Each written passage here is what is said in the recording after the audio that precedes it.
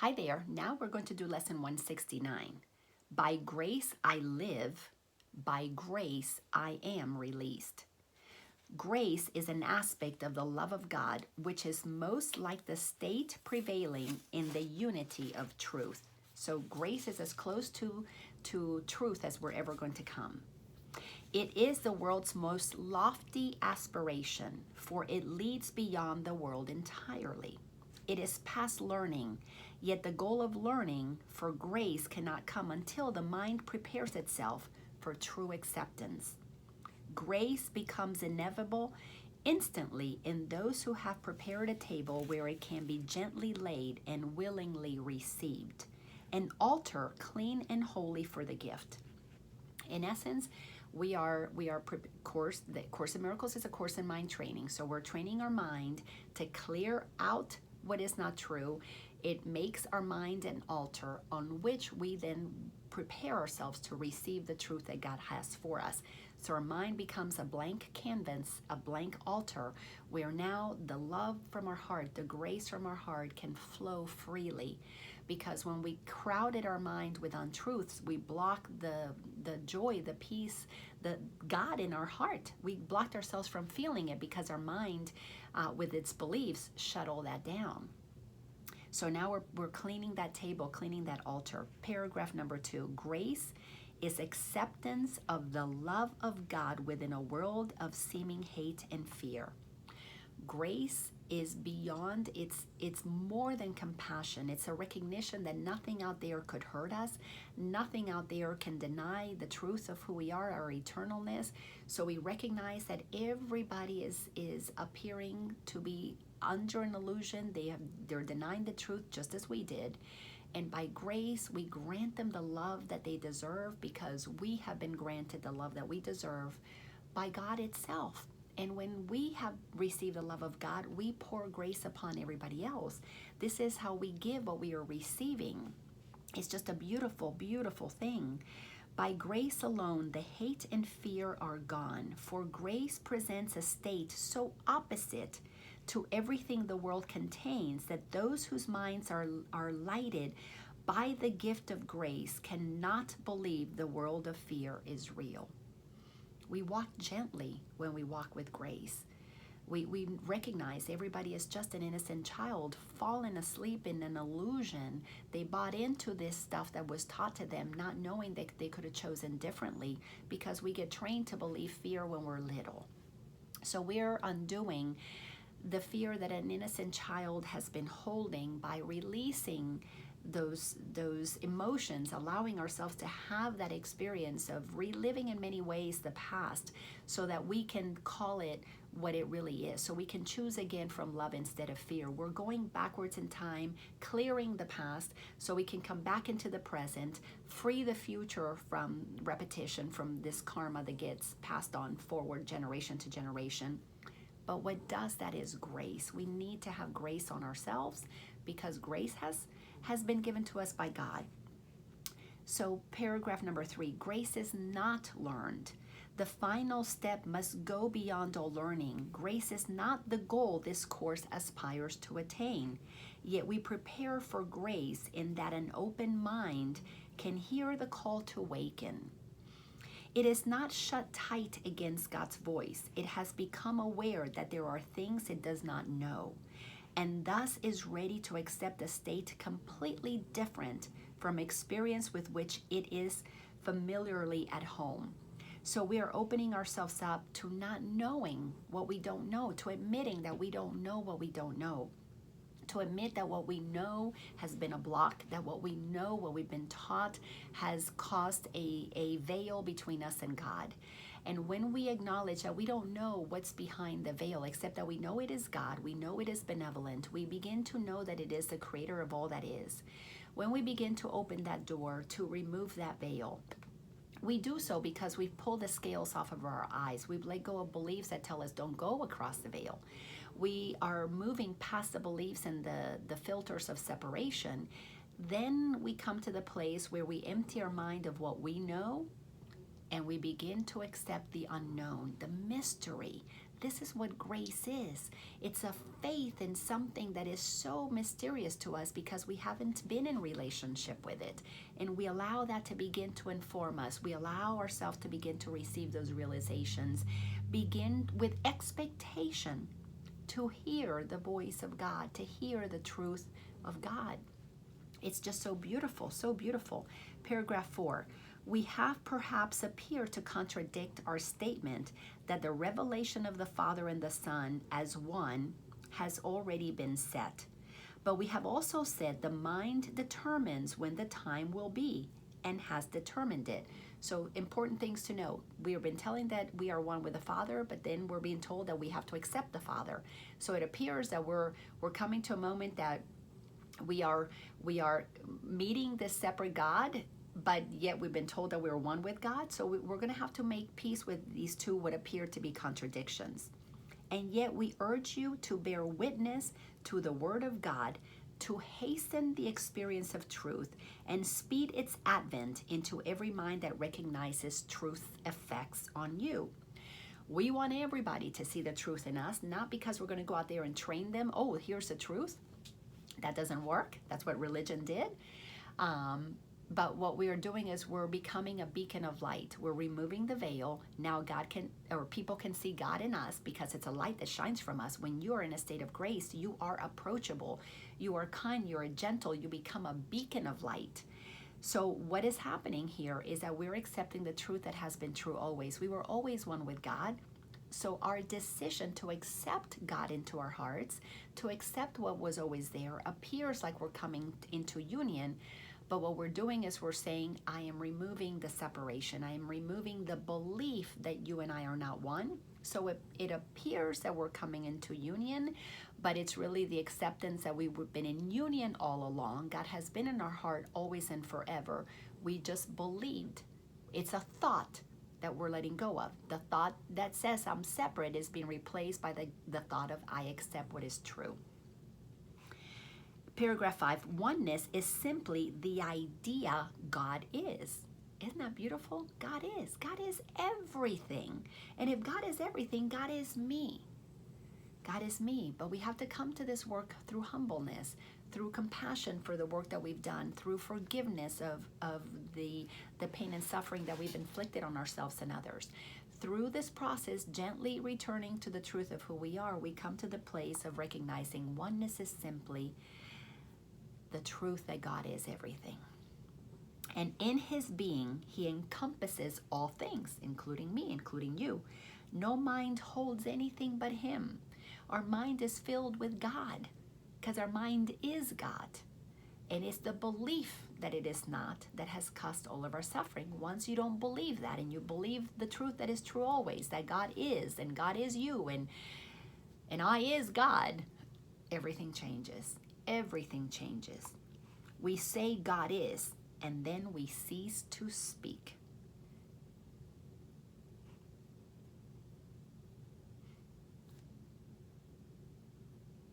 For in that knowledge, words are meaningless. Course in Miracles uses so many words to get us to understand that God is. And we are it. And God is love, which means we are love. We were ignorant that God was love because we were taught that God was also wrathful. God was to be feared. And once we realize that God is love, we're just accepting that we are loving beings. That's all. And the grace that is offered to the world by us is our benevolence, our loving kindness, our gentleness, our compassion. God is.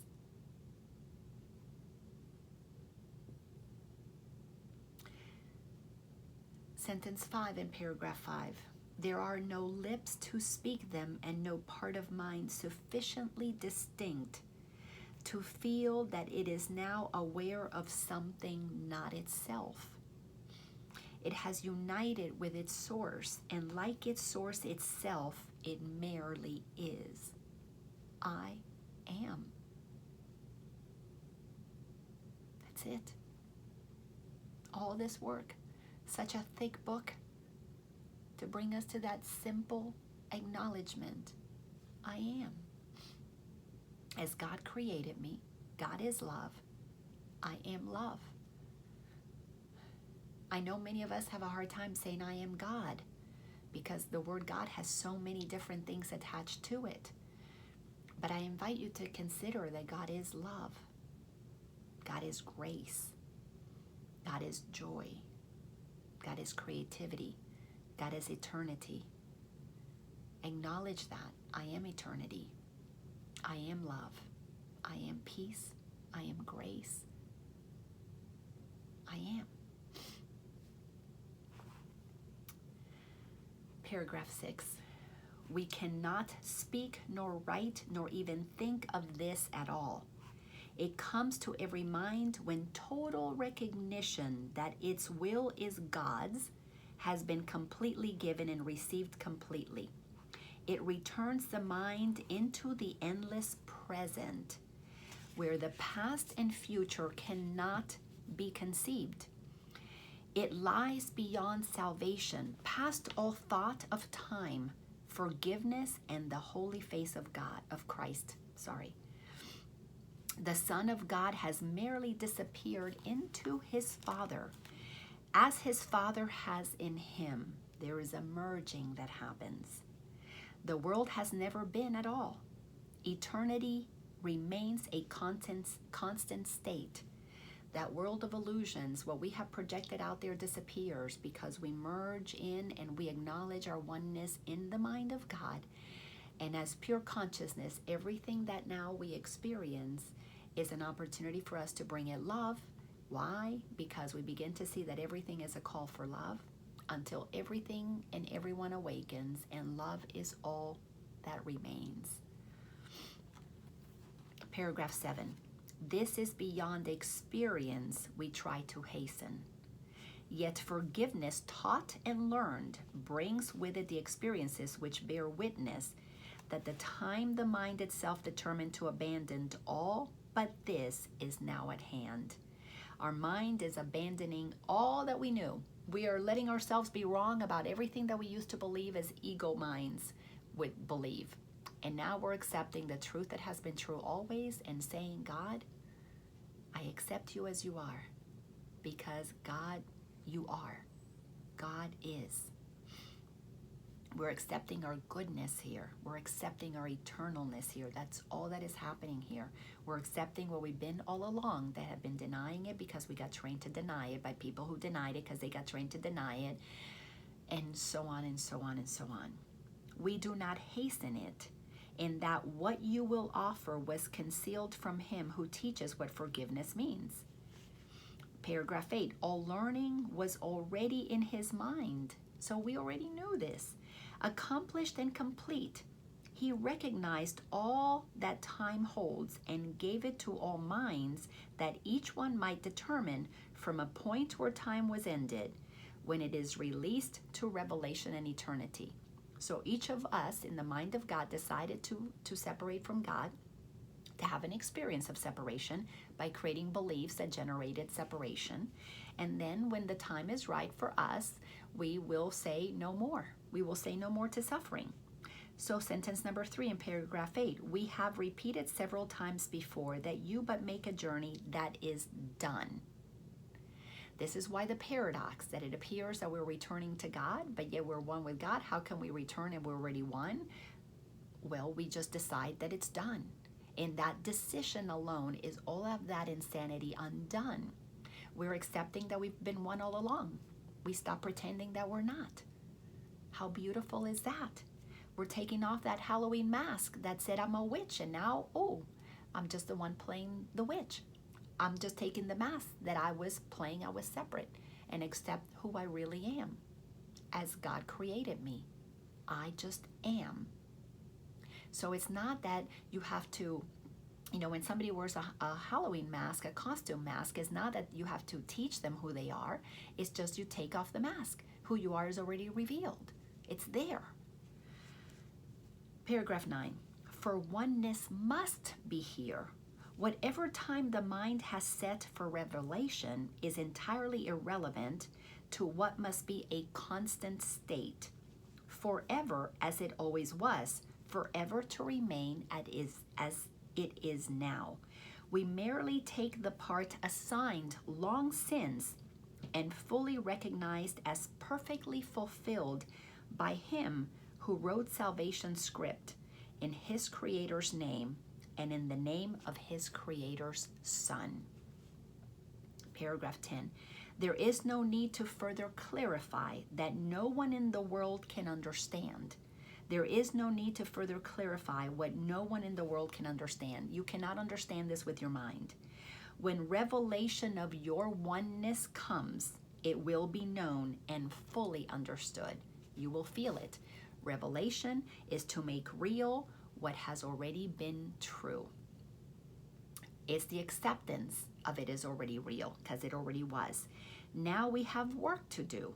For those in time can speak of things beyond and listen to words which explain what is to come is past already.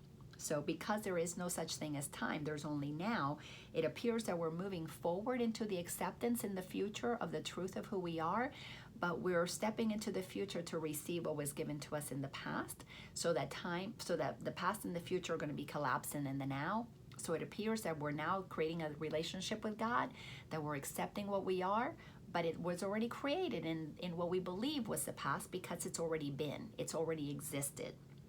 Yet, what meaning can the words convey to those who count the hours still and rise and work and go to sleep by them? Paragraph 11, suffice it then that you have work to do to play your part. We're playing a new part. We took off the mask. Now we're going to play the part of getting to know who we've always been in truth. The ending must remain obscure to you until your part is done.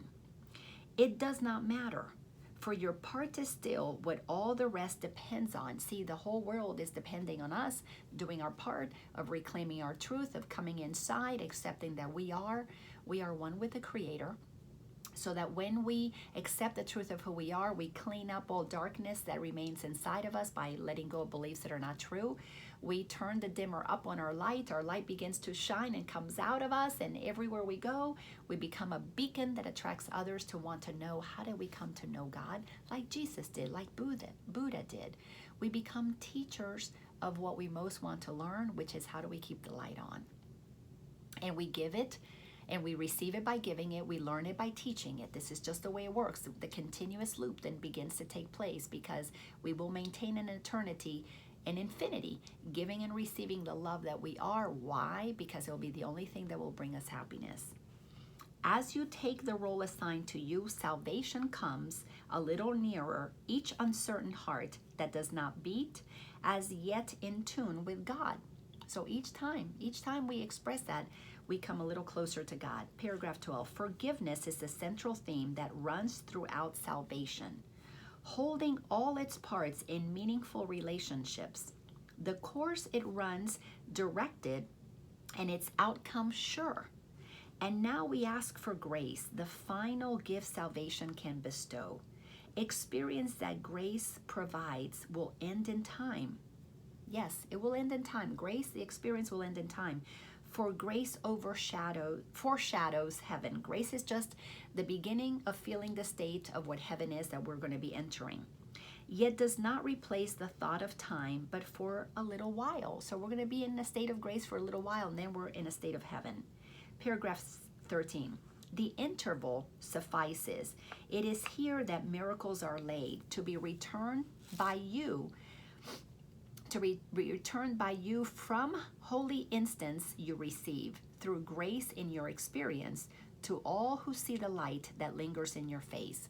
So each time that you meet somebody, you're going to be bringing love. If you experience fear, you're going to offer a miracle. If somebody's in fear, you're going to bring love. You're going to be offering miracles. This is how we experience grace. What is the face of Christ but his who went a moment into timelessness and brought a clear reflection of the unity he felt an instant back to bless the world. So Christ came into the world, brought his light with him for a short period of time, blessed the world with truth, and then his body was gone, but his essence remained, his eternalness remained to teach even 2,000 years later what the truth is. We become that teacher. We leave behind that truth. Others are going to be impacted that by our children, our grandchildren, our students, our peers, our friends. We'll remember, we'll talk about us as we talk about people from the past, thousands of years later, as one who brought love and light. How did they do it? If they did it, we can do it too.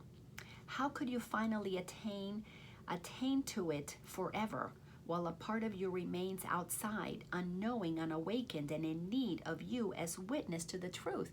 We cannot all return to oneness when one of us remains asleep. Paragraph 14. Be grateful to return as you were glad to go an instant, and accept the gifts that grace provided you. You carry them back to yourself when we bring them to the world, and revelation stands not far behind. Its coming is ensured. We ask for grace and for experience that comes from grace. We welcome the release it offers everyone. We do not ask for the unaskable. We do not look beyond what grace can give. For this we can give in the grace that has been given us. We're going to be giving as we're receiving. Our learning goal today goes, let me read this sentence again. This is paragraph 15. Our learning goal today does not exceed this prayer.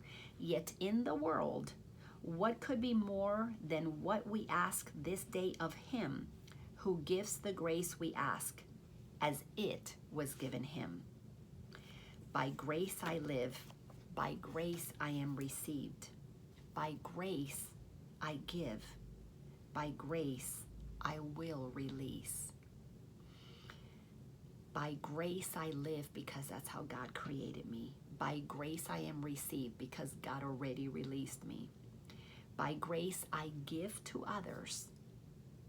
By grace I will release others. I'm going to release everybody. I am no longer going to judge anybody because everybody is the presence of God. God is in everything I see. God is. I'm accepting that I am the presence of love. Now I am going to look for love in all the right places because it's in all places. Thank you so much. Remember that you are magnificent. Bye-bye.